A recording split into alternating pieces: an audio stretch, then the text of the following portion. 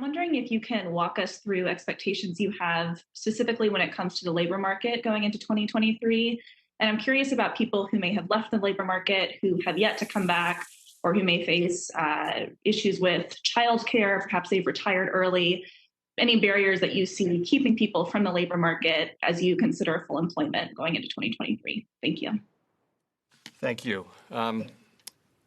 So I would say if you look at the labor market and you look at the demand for workers and the level of job creation and think ahead, I think it's clear, and I am confident that we are on a path to a very strong labor market, a labor market that shows low unemployment, high participation, rising wages for people across the spectrum. I mean, I think that's shown in our projections. It's shown in outside projections. And if you look through the current time frame and think 1 and 2 years out, we're going to be looking at a very, very strong labor market. In terms of exactly what that means, we'll have to see how things evolve. I think we learned during the course of the last very long expansion, the longest in our history, that labor supply during a long expansion can exceed expectations, can move above its estimated trend. And I have no reason to think that that won't happen again. At the same time, we have seen, in terms of participation, we've seen a significant number of people retire. And so we don't actually know exactly what labor force participation will be as we go forward, but I would tend to look at it and think that it can return to high levels, although it may take some time to do that. But overall, this is going to be a very strong labor market. In terms of the near term, you ask as well. So we see a few things that seem likely to be holding back labor supply. There are very large amounts of job openings, and there are a very large number of people who are unemployed, and the pace of filling those jobs somehow feels slower than it might be. So I'd point to a number of things. The first of which is just that most of the act of sort of going back to one's old job, that's kind of already happened. So this is a question of people finding a new job.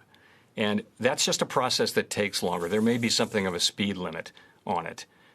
You've got to find a job where your skills match what the employer wants. It's got to be in the right area.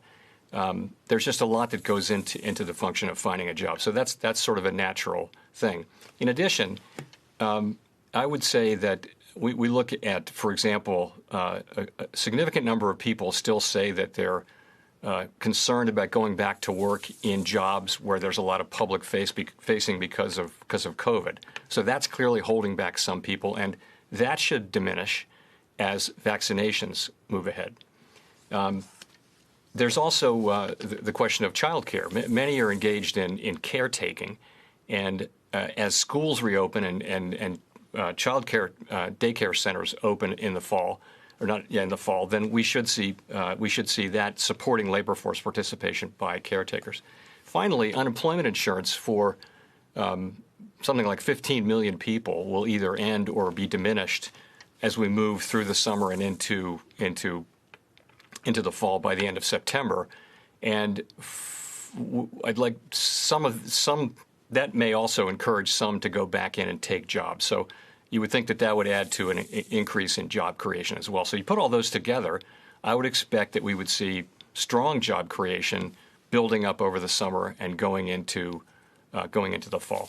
I will also say, though, the last thing I'll say is this is an extraordinarily unusual time, and we really don't have a template or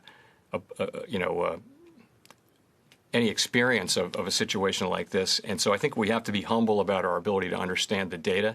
It's not a time to try to reach hard conclusions about the labor market, about inflation, about the path of policy. We need to see more data. We need to be a little bit patient. And I do think, though, that we'll be seeing some things coming up in coming months that will inform our thinking. Shepard Smith here. Thanks for watching CNBC on YouTube.